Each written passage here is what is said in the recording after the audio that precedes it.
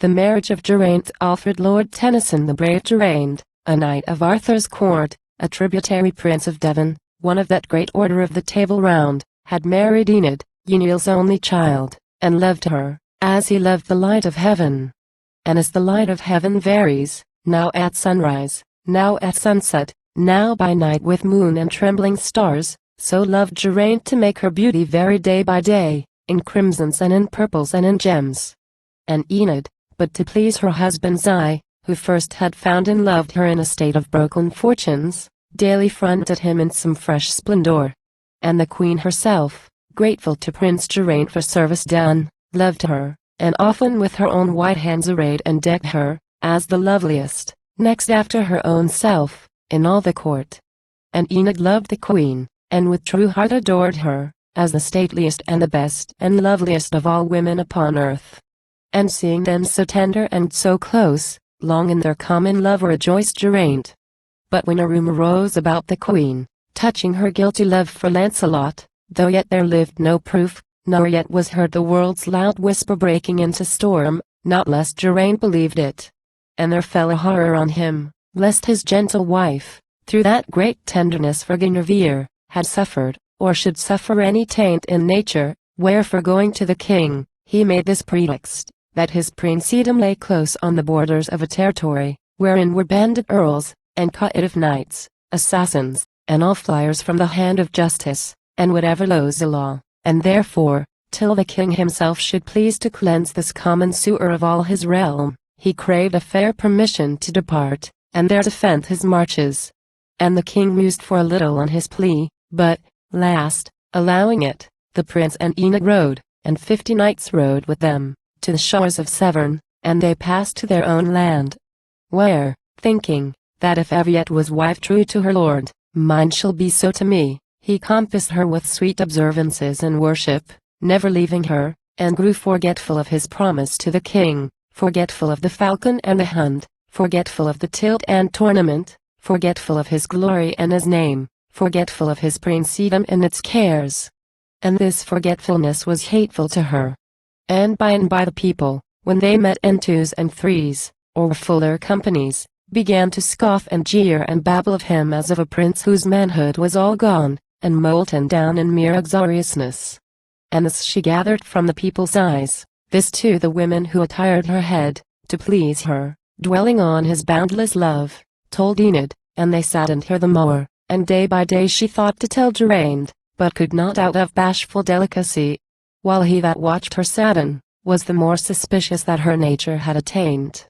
At last, it chanced that on a summer morn they sleeping each by either, the new sun beat through the blindless casement of the room, and heated the strong warrior in his dreams, who, moving, cast the coverlet aside, and bared the knotted column of his throat, the massive square of his heroic breast, and arms on which the standing muscles slipped, as slopes a wild brook o'er a little stone, running too vehemently to break upon it.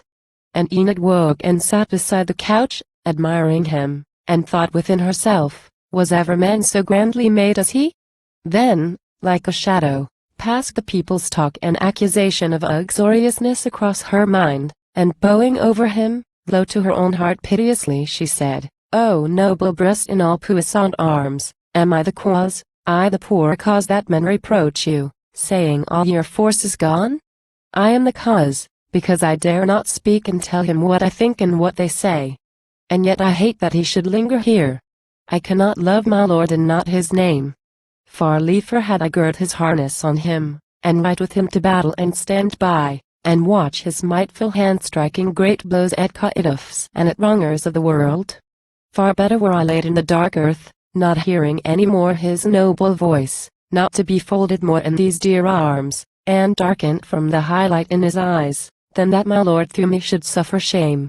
Am I so bold, and could I so stand by, and see my dear lord wounded in the strife, and maybe pierced to death before mine eyes, and yet not dare to tell him what I think, and how men slur him, saying all his force is melted into mere effeminacy? O me, I fear that I am no true wife." Half inwardly, half audibly she spoke, and the strong passion in her made her weep true tears upon his broad and naked breast, and these awoke him, and by great mischance he heard but fragments of her later words, and that she feared she was not a true wife. And then he thought, in spite of all my care, for all my pains, poor man, for all my pains, she is not faithful to me, and I see her weeping for some gay knight in Arthur's hall. Then though he loved and reverenced her too much to dream she could be guilty of foul act, right through his manful breast darted the pang that makes a man, in the sweet face of her whom he loves most, lonely and miserable. At this he hurled his huge limbs out of bed, and shook his drowsy squire awake and cried, "My charger and her palfrey." Then to her, "I will ride forth into the wilderness. For though it seems my spurs are yet to win, I have not fallen so low as some would wish. And thou, put on thy worst and meanest dress and ride with me. And Enid asked, amazed, if Enid errs, let Enid learn her fault. But he, I charge thee, ask not, but obey." Then she bethought her of a faded silk, a faded mantle and a faded veil, and moving toward a cedarn cabinet, wherein she kept them folded reverently with sprigs of some laid between the folds, she took them, and arrayed herself therein, remembering when first he came on her dressed in that dress, and how he loved her in it, and all her foolish fears about the dress, and all his journey to her, as himself had told her, and their coming to the court. For Arthur on the Whitsuntide before held court at Old Caerleon upon Usk. There on a day, he sitting high in hall, before him came a forester of Dean, wet from the woods, with notice of a heart taller than all his fellows, milky white, first seen that day. These things he told the king. Then the good king gave order to let blow his horns for hunting on the morrow morn. And when the king petitioned for his leave to see the hunt, allowed it easily. So with the morning all the court were gone. But Guinevere lay late into the morn, lost in sweet dreams, and dreaming of her love for Lancelot, and forgetful of the hunt. But rose at last, a single maiden with her, took horse, and forded Usk, and gained the wood. There, on a little knoll beside it, stayed waiting to hear the hounds. But heard instead a sudden sound of hoofs, for Prince Geraint, late also, wearing neither hunting dress nor weapon, save a golden-hilted brand, came quickly flashing through the shallow ford behind them, and so galloped up the knoll. A purple scarf, at either end whereof there swung a nipple of the purest gold, swayed round about him, as he galloped up to join them, glancing like a dragonfly in summer suit and silks of holiday. Low bowed the tributary prince, and she, sweet and statelily, and with all grace of womanhood and queenhood, answered him, "Late, late, Sir Prince," she said, "later than we." "Yea, noble queen," he answered, "and so late that I but come like you to see the hunt, not join it." "Therefore wait with me," she said. "For on this little knoll, if anywhere, there is good chance that we shall hear the hounds. Here often they break covert at our feet." And while they listened for the distant hunt, and chiefly for the baying of cavil, King Arthur's hound of deepest mouth, they rode full slowly by a knight, lady, and dwarf. Whereof the dwarf flagged latest, and the knight had visor up, and showed a youthful face, imperious, and of haughtiest lineaments. And Guinevere, not mindful of his face in the king's hall, desired his name, and sent her maiden to demand it of the dwarf. Who being vicious, old and irritable, and doubling all his master's vice of pride, made answer sharply that she should not know. "Then will I ask it of himself," she said. "Nay, by my faith, thou shalt not," cried the dwarf. "Thou art not worthy even to speak of him." And when she put her horse toward the knight, struck at her with his whip, and she returned indignant to the queen. Whereat Geraint exclaiming, "Surely I will learn the name," made sharply to the dwarf, and asked it of him, who answered as before. And when the prince had put his horse in motion toward the knight, struck at him with his whip, and cut his cheek. The prince's blood spurted upon the scarf, dyeing it. And his quick, instinctive hand caught at the hilt, as to abolish him, but he, from his exceeding manfulness and pure nobility of temperament, wroth to be wroth at such a worm, refrained from even a word, and so returning said, "I will avenge this insult, noble queen, done in your maiden's person to yourself, and I will track this vermin to their earths, for though I ride unarmed, I do not doubt to find, at some place I shall come it, arms on loan, or else for pledge. And, being found, Then will I fight him, and will break his pride, and on the third day will again be here, so that I be not fallen in fight. Farewell." "Farewell, fair prince," answered the stately queen. "Be ye prosperous in this journey, as in all. And may you light on all things that you love, and live to wed with her whom first you love. But ere you wed with any, bring your bride, and were she the daughter of a king, yea, though she were a beggar from the hedge, will clothe her for her bridals like the sun."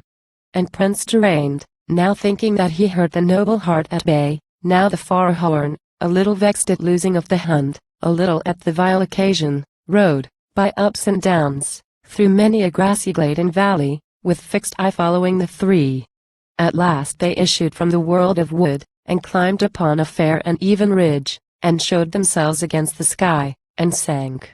And thither there came Geraint, and underneath beheld the long street of a little town in a long valley, on one side whereof, white from the mason's hand, a fortress rose, and on one side a castle in decay, beyond a bridge that spanned a dry ravine, and out of town and valley came a noises of a broad brook o'er a shingly bed brawling, or like a clamour of the rooks at distance, ere they settle for the night. And onward to the fortress rode the three, and entered, and were lost behind the walls. So, thought Geraint, I have tracked him to his earth. And down the long street riding wearily, found every hostel full, and everywhere was hammer laid to hoof, and the hot hiss and bustling whistle of the youth who scoured his master's armor. And of such a one he asked, "What means the tumult in the town?" Who told him, scouring still, the sparrow hawk. Then riding close behind an ancient churl, who, smitten by the dusty sloping beam, went sweating underneath a sack of corn, asked yet once more what meant the hubbub here? Who answered gruffly, the sparrow hawk. Then riding further past an armorer's, who, with back turned, and bowed above his work, sat riveting a helmet on his knee, he put the self-same query, but the man not turning round, nor looking at him, said, "Friend, he that labors for the sparrow hawk has little time for idle questioners." Whereat Geraint flashed into sudden spleen, "1,000 pips eat up your sparrow hawk. Tits, wrens, and all winged nothings peck him dead. Ye think the rustic cackle of your board the murmur of the world? What is it to me? O wretched set of sparrows, one and all, who pipe of nothing but of sparrow hawks. Speak, if ye be not like the rest, hawk mad, where can I get me harborage for the night? And arms, arms, arms to fight my enemy? Speak." Whereat the armorer, turning all amazed and seeing one so gay in purple silks, came forward with the helmet yet in hand and answered, "Pardon me, O stranger knight. We hold a tourney here tomorrow morn, and there is scantly time for half the work. Arms? Truth. I know not, all are wanted here. Harborage? Truth, good truth, I know not, save, it may be, at Earl Neil's, o'er the bridge yonder." He spoke and fell to work again. Then rode Geraint, a little spleenful yet, across the bridge that spanned the dry ravine. There musing sat the hoary-headed earl, his dress a suit of frayed magnificence, once fit for feasts of ceremony, and said, "Whither, fair son?" To whom Geraint replied, "O friend, I seek a harborage for the night." Then Neil, enter therefore and partake the slender entertainment of a house once rich, now poor, but ever open-doored. "Thanks, venerable friend," replied Geraint. "So that ye do not serve me sparrow hawks for supper, I will enter, I will eat with all the passion of a 12 hours fast." Then sighed and smiled the hoary-headed earl, and answered, "Graver cause than yours is mine to curse this hedgerow thief, the sparrow hawk, but go in. For save yourself desire it, we will not touch upon him even in jest." Then rode Geraint into the castle court, his charger trampling many a prickly star of sprouted thistle on the broken stones. He looked and saw that all was ruinous. Here stood a shattered archway plumed with fern, and here had fallen a great part of a tower, whole, like a crag that tumbles from the cliff, and like a crag was gay with wilding flowers, and high above a piece of turret stair, worn by the feet that now were silent, wound bare to the sun, and monstrous ivy stems clasped the grey walls with hairy fibred arms, and sucked the joining of the stones, and looked a knot, beneath, of snakes, aloft, a grove. And while he waited in the castle court, the voice of Enid, Yniel's daughter, rang clear through the open casement of the hall, singing. And as the sweet voice of a bird, heard by the lander in a lonely isle, moves him to think what kind of bird it is that sings so delicately clear, and make conjecture of the plumage and form, so the sweet voice of Enid moved Geraint, and made him like a man abroad at morn when first the liquid note beloved of men comes flying over many a windy wave to Britain, and April suddenly breaks from a coppice gent with green and red, and he suspends his converse with a friend, or it may be the labor of his hands, to think or say, there is the nightingale. So fared it with Geraint, who thought and said, here, by God's grace, is the one voice for me. It chanced the song that Enid sang was one of fortune and her wheel, and Enid sang, turn, fortune, turn thy wheel and lower the proud. Turn thy wild wheel through sunshine, storm, and cloud. Thy wheel and thee we neither love nor hate. Turn, fortune, turn thy wheel with smile or frown. With that wild wheel we go not up or down. Our hoard is little, but our hearts are great. Smile and we smile, the lords of many lands. Frown and we smile, the lords of our own hands. For man is man and master of his fate. Turn, turn thy wheel above the staring crowd. Thy wheel and thou are shadows in the cloud. Thy wheel and thee we neither love nor hate. Hark, by the bird's song ye may learn the nest, said Yniel. Enter quickly. Entering then, right o'er a mound of newly fallen stones, the dusky raftered many cobwebbed hall, he found an ancient dame in dim brocade. And near her, like a blossom vermeil white, that lightly breaks a faded flower sheath, moved the fair Enid, all in faded silk, her daughter. In a moment thought Geraint, here by God's rood is the one made for me. But none spake word except the hoary earl, Enid, the good knight's horse stands in the court. Take him to stall, and give him corn, and then go to the town and buy us flesh and wine. And we will make as merry as we may. Our hoard is little, but our hearts are great. He spake, the prince, as Enid passed him, fain to follow, strode astride, but Yniel caught his purple scarf, and held, and said, forbear. Rest. The good house, though ruined, O my son, endures not that her guest should serve himself. And reverencing the custom of the house Geraint, from utter courtesy, forbore. So Enid took his charger to the stall, and after went her way across the bridge, and reached the town, and while the prince and earl yet spoke together, came again with one, a youth, that following with a costrel bore the means of goodly welcome, flesh and wine. And Enid brought sweet cakes to make them cheer, and in her veil enfolded, munket bread. And then, because their hall must also serve for kitchen, boiled the flesh, and spread the board, and stood behind, and waited on the three. And seeing her so sweet and serviceable, Geraint had longing in him evermore to stoop and kiss the tender little thumb, that crossed the trencher as she laid it down, but after all had eaten, then Geraint, for now the wine made summer in his veins, let his eye rove in following, or rest on Enid at her lowly handmaid work, now here, now there, about the dusky hall. Then suddenly he addressed the hoary earl, fair host and earl, I pray your courtesy.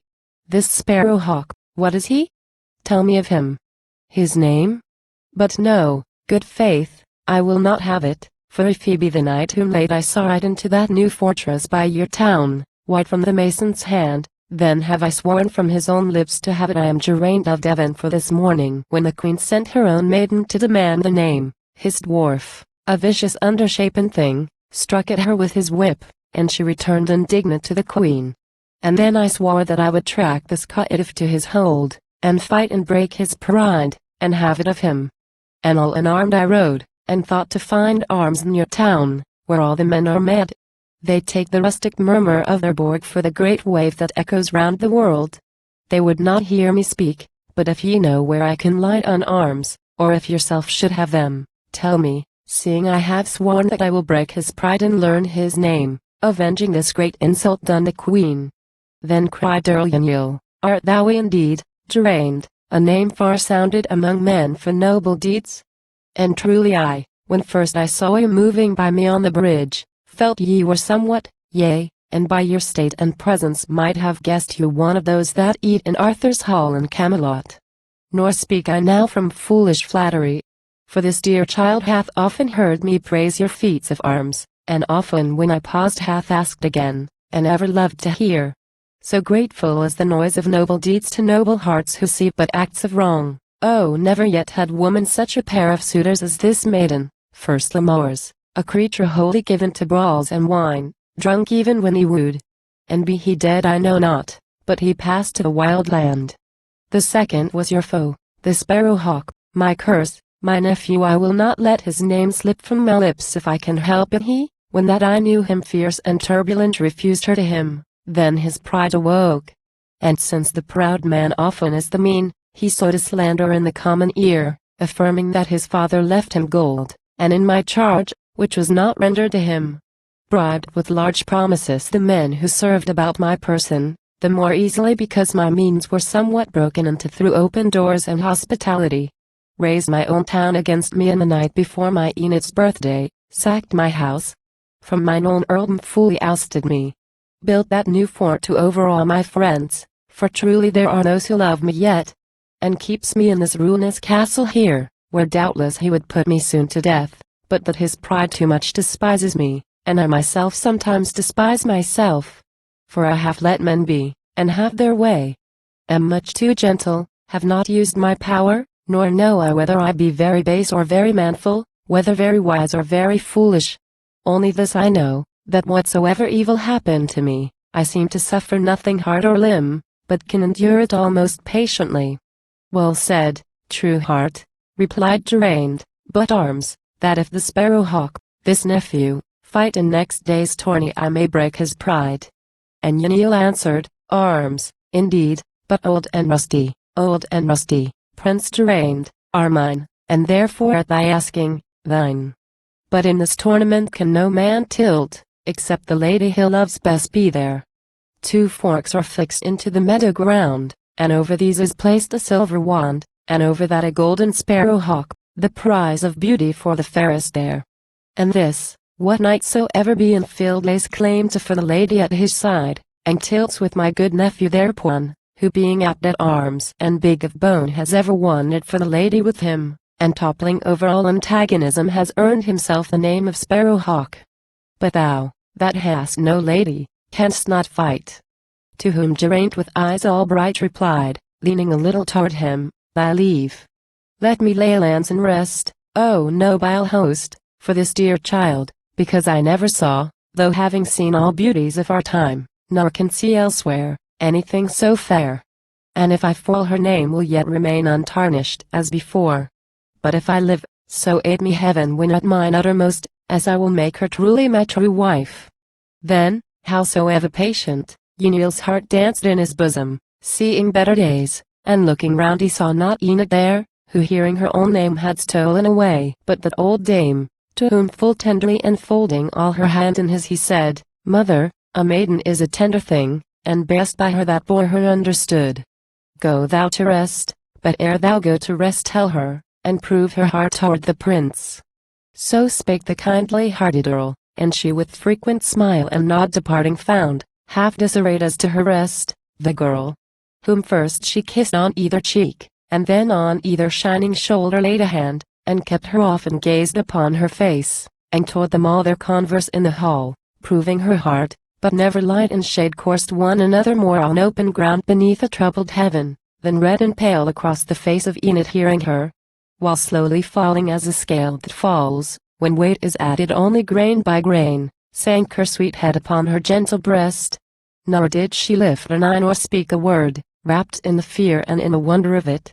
So moving without answer to her rest she found no rest, and ever failed to draw the quiet night into her blood, but lay contemplating her own unworthiness. And when the pale and bloodless east began to quicken to the sun, arose, and raised her mother too, and hand in hand they moved down to the meadow where the jousts were held, and waited there for Yniel and Geraint. And thither came the twain, and when Geraint beheld her first in field, awaiting him, he felt, were she the prize of bodily force, himself beyond the rest pushing could move the chair of Idris.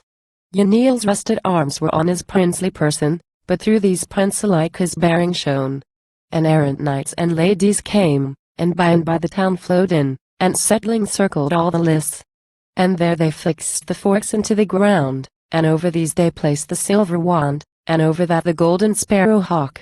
Then Unuel's nephew, after trumpet blown, spake to the lady with him and proclaimed, Advance and take, as fairest of the fair, what I these 2 years past have won for thee, the prize of beauty. Loudly spake the prince, Forbear, there is a worthier. And the knight with some surprise and thrice as much disdain turned, and beheld the four, and all his face glowed like the heart of a great fire at Yule, so burned he was with passion, crying out, Do battle for it then, no more. And thrice they clashed together, and thrice they brake their spears. Then each, dishorsed and drawing, lashed at each so often and with such blows, that all the crowd wondered. And now and then from distant walls there came a clapping as of phantom hands. So twice they fought, and twice they breathed, and still the dew of their great labor, and the blood of their strong bodies, flowing, drained their force. But either's force was matched till Unuel's cry, Remember that great insult done the queen, increased Geraint's, who heaved his blade aloft, and cracked the helmet through, and bit the bone, and felled him, and set foot upon his breast, and said, Thy name? To whom the fallen man made answer, groaning, Geraint, son of Nud. Ashamed am I that I should tell it thee. My pride is broken, men have seen my fall. Then, Geraint, son of Nud, replied Geraint, These 2 things shalt thou do, or else thou diest. First, thou thyself, with damsel and with dwarf, shalt ride to Arthur's court, and coming there, crave pardon for that insult done the queen, and shalt abide her judgment on it. Next, thou shalt give back their earldom to thy kin. These 2 things shalt thou do, or thou shalt die. And Geraint answered, These things will I do, for I have never yet been overthrown, and thou hast overthrown me, and my pride is broken down, for e'en it sees my fall. And rising up, he rode to Arthur's court, and there the queen forgave him easily. And being young, he changed and came to loathe his crime of traitor, slowly drew himself bright from his old dark life, and fell at last in the great battle fighting for the king. But when the 3rd day from the hunting morn made a low splendor in the world, and wings moved in her ivy, Enid, for she lay with her fair head in the dim yellow light, among the dancing shadows of the birds, woke and bethought her of her promise given no later than last eve to Prince Geraint. So bent he seemed on going the 3rd day, he would not leave her, till her promise given. To ride with him this morning to the court, and there be made known to the stately queen, and there be wedded with all ceremony. At this she cast her eyes upon her dress, and thought it never yet had looked so mean. For as a leaf in mid-November is to what it is in mid-October, seemed the dress that now she looked on to the dress she looked on ere the coming of Geraint. And still she looked, and still the terror grew of that strange bright and dreadful thing, a court, all staring at her in her faded silk, and softly to her own sweetheart she said, This noble prince who won our earldom back, so splendid in his acts and his attire, sweet heaven, how much I shall discredit him. Would he could tire with us here a while, but being so beholden to the prince, it were but little grace in any of us, bent as he seemed on going this 3rd day, to seek a second favor at his hands. Yet if he could but tarry a day or 2, myself would work idem, and finger lame, far liefer than so much discredit him.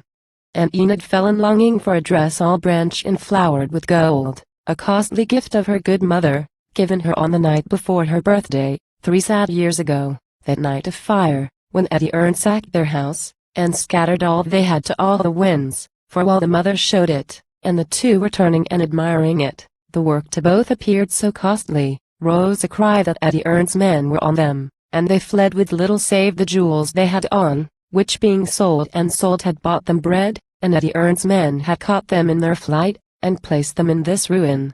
And she wished the prince had found her in her ancient home. Then let her fancy flit across the past, and roam the goodly places that she knew. And last bethought her how she used to watch, near that old home, a pool of golden carp.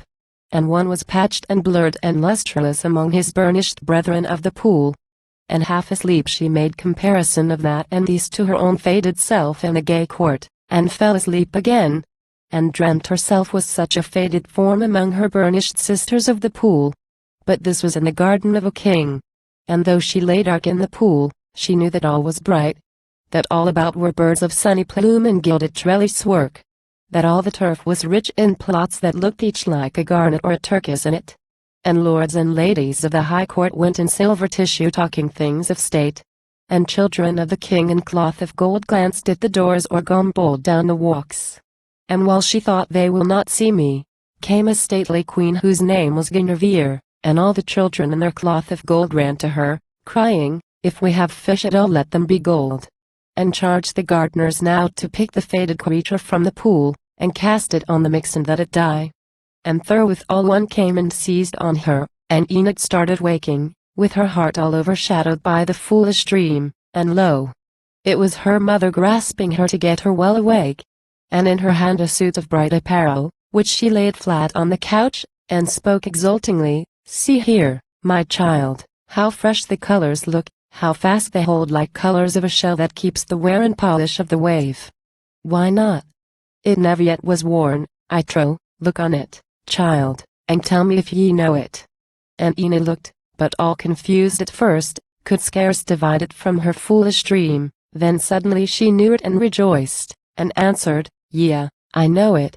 Your good gift, so sadly lost on that unhappy night. Your own good gift." "Yea, surely," said the dame, "and gladly given again this happy morn.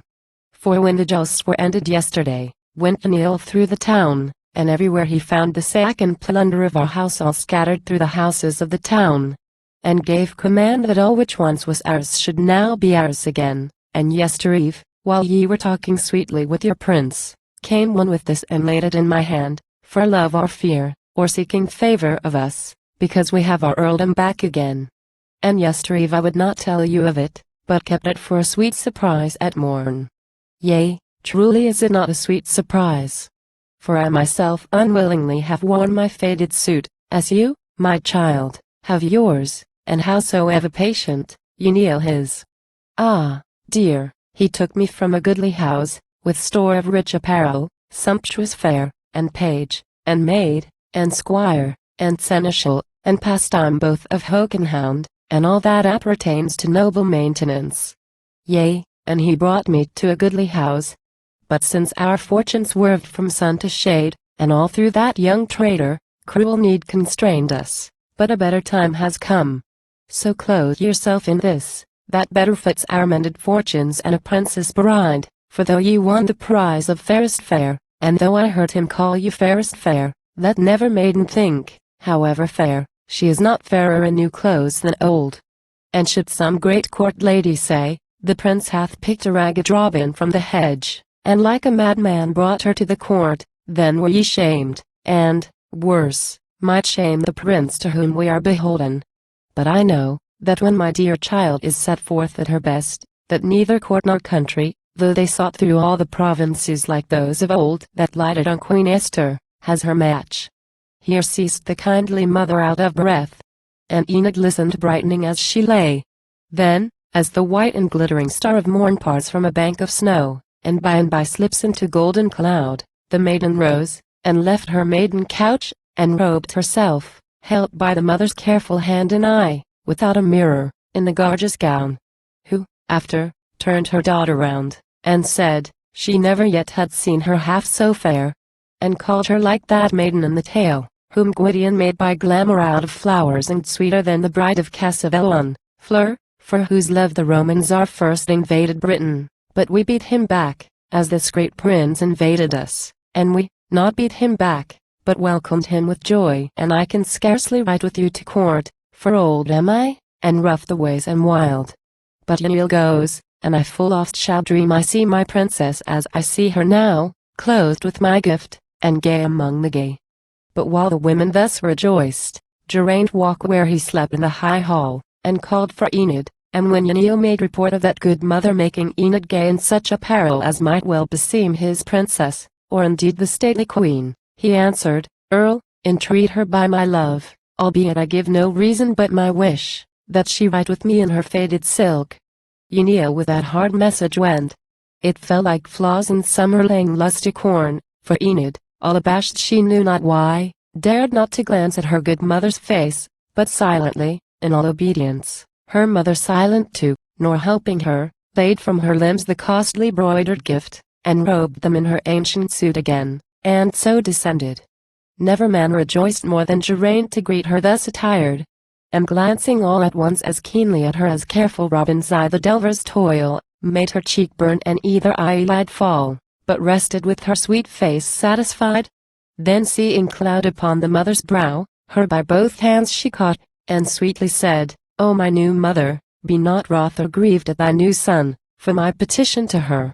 When late I left Caerleon, our great queen, in words whose echo lasts, they were so sweet, made promise, that whatever bride I brought, herself would clothe her like the sun in heaven.